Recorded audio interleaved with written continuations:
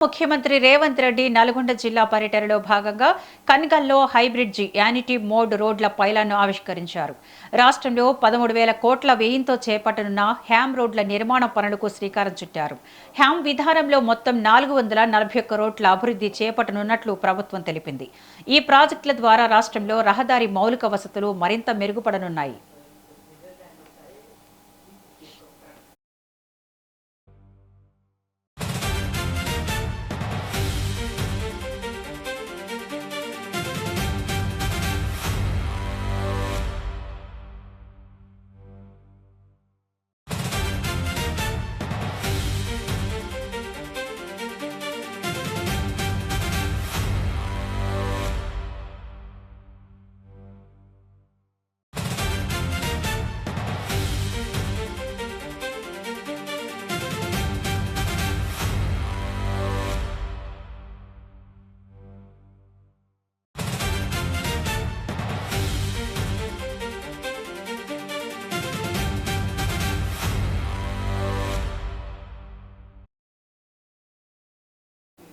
ముఖ్యమంత్రి రేవంత్ రెడ్డి నల్గొండ జిల్లా పర్యటనలో భాగంగా కన్నికల్లో హైబ్రిడ్ యానిటీ మోడ్ రోడ్ల పైలాన్ను ఆవిష్కరించారు.